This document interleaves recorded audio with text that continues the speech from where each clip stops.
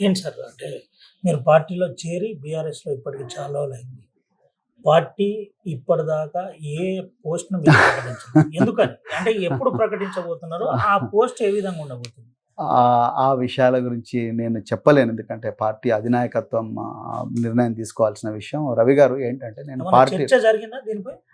చర్చ అంటూ ఏం జరగలేదు. అయితే ఆ విషయం నేను చెప్పబోతున్నా. నేను పార్టీలో చేరినప్పుడు ఎలాంటి కండిషన్స్ పెట్టలేదు.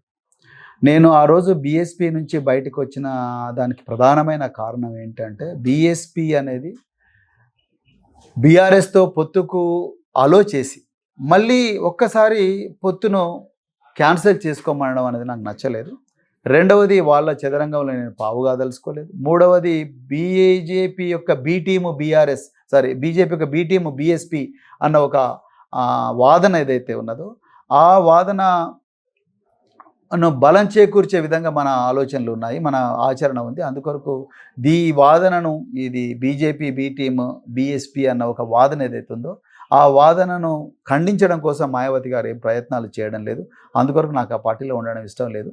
అప్పుడు నేను ఆలోచించిన తెలంగాణ వాదం ఏంటి, బహుజన వాదం ఏంటి, రెండు కూడా అణచివేతకు వ్యతిరేకంగా వచ్చిన వాదాలే కాబట్టి రెండు కలిస్తే బాగుంటుందని చెప్పేసి నేను కేసీఆర్ గారితో అంతకుముందే చర్చలు జరుపుకున్నాను కాబట్టి బీఎస్పీ బీఆర్ఎస్ యొక్క కూటమి గురించి. అందుకొరకు నేను కేసీఆర్ గారితో మాట్లాడి నేను ఫలితం ఏ విధంగా అయినా నేను తెలంగాణ వాదంతో నేను నడుస్తానని చెప్పిన.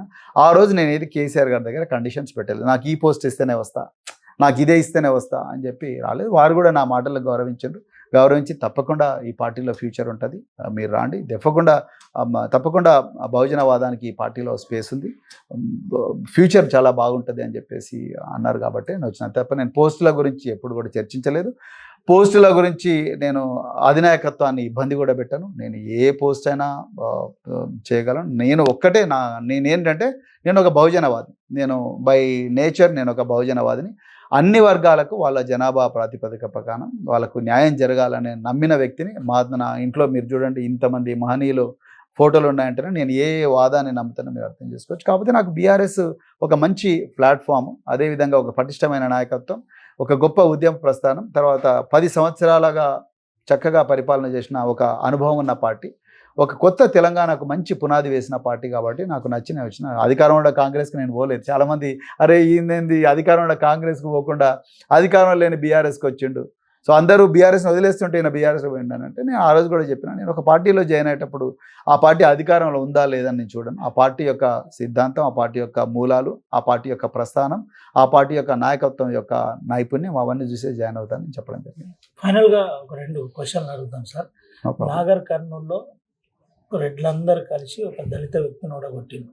ప్రవీణ్ కుమార్ వస్తే కొరకరాని కొయ్యగా మారుతుంది. మళ్ళీ ఎక్కడ నాగర్ కర్నూల్ పార్లమెంట్ అంతా క్యాప్చర్ చేస్తాడని ఒక భయంతోనే ప్రవీణ్ కుమార్ ఓడగొట్టిందని ఒక ప్రచారం జరుగుతుంది. దీనిలో వాస్తవం ఉందా లేదా? నిజం చెప్పాలి మీరు. నిజమే చెప్పాలి మీకు. అది వాస్తవం కాదు రవి గారు.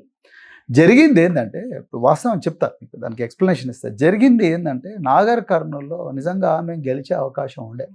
వాస్తవం ఇక్కడ గెలవకపోయినా ఒక 4-5 నియోజకవర్గాల్లో తప్పకుండా భారత రాష్ట్ర సమితి గెలుస్తుంది అనేది ఉండే. నాగర్ కర్నూల్ అందులో ఆ లిస్టులో నెంబర్ 1 ఆర్ నెంబర్ 2.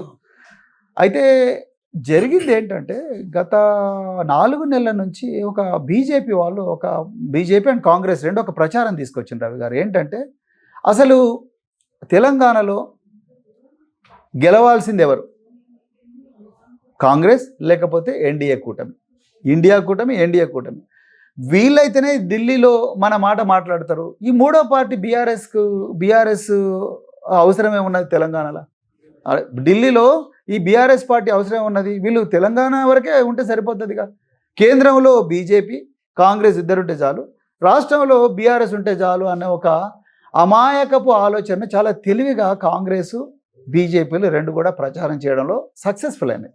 దానివల్ల జరిగింది ఏంటంటే, 2వ శ్రేణి నాయకత్వం, 3వ శ్రేణి నాయకత్వం అమాయకంగా అయ్యో నిజమే కదా, మరి కేంద్రంలో మోడీ సార్ రావాలంట కదా, రాష్ట్రంలో కేసీఆర్ సార్ ఉంటే బాగానే ఉంటుంది కానీ కేంద్రంలో మోడీ సార్ రావాలి, లేకపోతే రాహుల్ గాంధీ వీళ్ళదే ఉంటుంది కదా, మన బీఆర్ఎస్ ఏం మాట్లాడుతాను. నిజంగా ఆ రోజు తెలంగాణ ప్రజలు, ముఖ్యంగా బీఆర్ఎస్ కార్యకర్తలు, బీఆర్ఎస్ తర్వాత వాళ్ళు కొంచెం డీప్గా ఆలోచించుంటుంటే, అరే నిజమే కదా, మనం ఇలా చంద్రబాబు నాయుడు 16 సీట్లతోని ఇలా ఢిల్లీలో చక్రం తిప్పుతున్నాడు, వాళ్ళందరి ఎంపీలతోని ప్రత్యేకంగా నిన్న నరేంద్ర మోడీ సమావేశం అయ్యాడు. సమావేశం మీ రాష్ట్రానికి ఏమేం కావాలో చెప్పండి, నేను చేస్తాను నరేంద్ర మోడీ అంటున్నాడు. మన బీఆర్ఎస్కి కూడా తెలంగాణ ప్రజలకు ఆ చారిత్రక అవకాశాన్ని కోల్పోయినరు అంటాను. మనం కూడా ఒక 10 మంది ఎంపీలను ఇచ్చిండుంటే ఇలా తెలంగాణ ఇజ్రాయెల్ కన్నా గొప్పగా తయారై ఉండేది. నేను ఓపెన్ చెప్తాను. ఇజ్రాయెల్ మన దాంట్లో చారణమందం కూడా ఉండదు, కానీ ఇలా ప్రపంచాన్ని శాసిస్తున్నది. చుట్టుపక్కల ఉన్న 10 దేశాలు ఆ విధంగా కొట్లాడుతున్నాయి. అంటే నేను ఇజ్రాయెల్ పాలస్తీనా మీద చేస్తున్న దాడిని నేను ఖండిస్తున్నాను, నేను కాదంటలేను.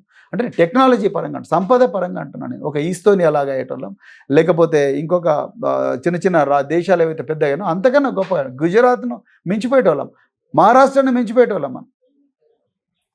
సో ఆ విధమైన పరిస్థితి మరి వచ్చిండదు. కానీ ఇలా బీజేపీ వాళ్ళు కాంగ్రెస్ వాళ్ళు ఏం చేసిండ్రు, తెలివిగా బీఆర్ఎస్ రాష్ట్రంలో ఉంటే సరిపోతుంది, అక్కడేం పని ఉన్నది బీఆర్ఎస్ వాళ్ళకు అనే అమాయకపు వాదన, కుట్రపూరితం వాదన తీసుకొచ్చే వరకు కింది స్థాయిలో అందరూ అయ్యండి. అంతే తప్ప మరి కేవలం ఒక ఎస్సీలో ఒక ఎస్టీలో వేస్తేనే నేను గెలవను కదా, నాకు వచ్చిన 3,23,000 అన్ని కులాలు వేసినాయి.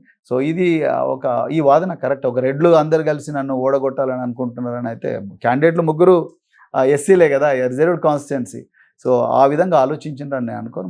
మరి నా వెంబడి తిరిగింది కూడా మరి చాలామంది ఎమ్మెల్యేలు రెడ్డి సామాజిక వర్గానికి చెందిన వాళ్ళు ఉన్నారు, ఎంపీపీలు రెడ్డి సామాజిక వర్గానికి చెందిన వాళ్ళు ఉన్నారు. సో నేను అట్లా అనుకోవడం లేదు. కానీ దిగువ శ్రేణి నాయకత్వం, తృతీయ శ్రేణి నాయకత్వం వాళ్ళు అమాయకమైన దాంట్లో పడిపోయారు. తెలంగాణ ప్రజలు ఆ ట్రాప్లో పడ్డారు కాబట్టి ఇలా బీఆర్ఎస్కు సీట్ రాలేదని అనుకుంటున్నాను. ఇది కామన్గా జరిగింది ఈ విషయం. అసలైన తొలి వెలుగు. ఫాలో వాట్సాప్ @తొలి వెలుగు official.